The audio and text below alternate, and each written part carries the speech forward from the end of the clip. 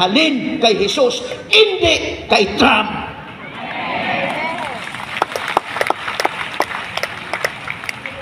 Gani dapat lang nga magluhod kita, kag dapat lang nga magpangamuyo.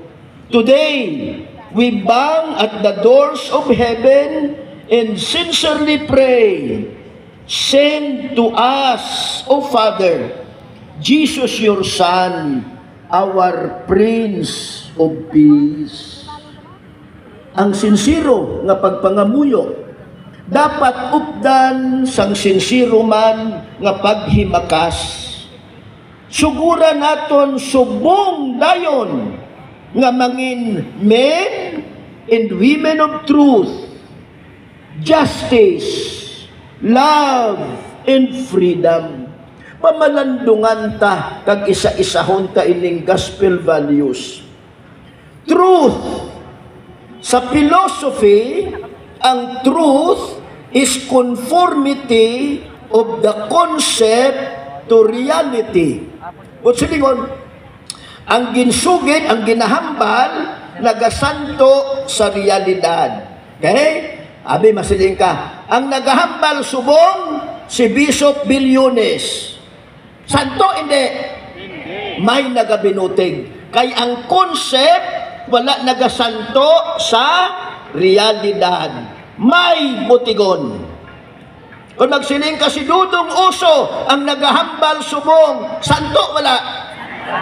Truth hindi? Truth. That is why pangitao naton ang truth. Halimbawa sa pungsod Pilipinas, ang confidential intelligence fund sang Vice President, si Mary Grace Piatos, isa sa madamo nga nakabaton sinang CIF fund niya. Ginusisa sang Philippine Statistic Authority, wala sang Mary Grace Piatos sa Registry of Birth, sa Registry of Death, sa Registry of Marriages.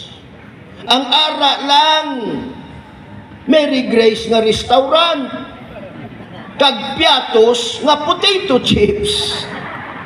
Di nagasugid sila matuod, hindi?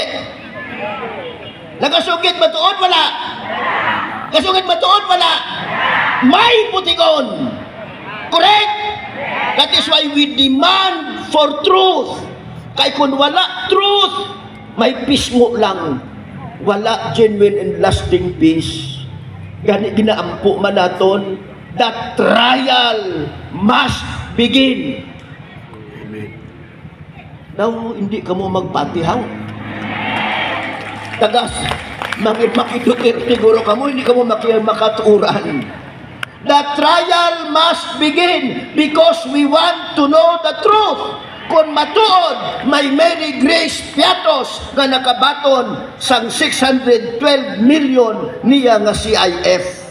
Ang maglikaw dira, anak ni Satanas, kay putigon. Hindi bala? Sino ang father of lies? Satan. Si Satanas. Tikon putigon ka? Anak ka ni Satanas. O mga Marisolda ha? Mga Marites. Tandaan mo, hindi ka anak sang Diyos. Anak ka ni Satanas. Gani ginaampo naton. Agud maangkon man naton ang peace sa pungsod Pilipinas. The trial must begin now. Kay kung wala sang kamatuuran, wala sang peace. Suliton ko, dapat lang nga madayon ang impeachment. Agud mabalan sang tanan ang kamatuuran kung sino si Mary Grace Piatos. Kay ang ara lang nga Mary Grace, isa ka restaurant. Kag ang Piatos, isa ka potato chips.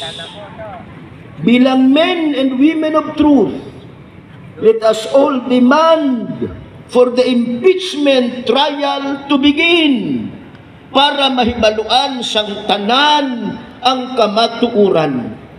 Mientras wala sang truth, wala sang Mientras wala sang truth, wala sang bungol ako. Mientras wala sang truth, wala sang nabatian ko na. Matapos ang 19th Congress sa Lunes, mabulos ang 20th Congress. Kag nawara kita sa limbo kung madayon ang impeachment o hindi. Kung hindi madayon, mabalik kita liwat sa Freedom Grandstand, agod magpangamuyo nga dayonon gid. Correct! Lauman ko na ha. Kay kinahanglan po kawunta ang aton mga senadores nga mahamuok ang ila tulog kag wala nagapamati sa aton tingog. Ikaduha, justice.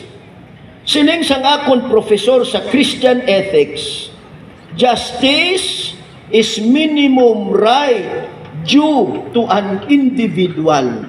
Minimo nga kinamatarong. Ang kada tao may right to food. Tandaan nyo na ha? Ang kada Filipino may right to food.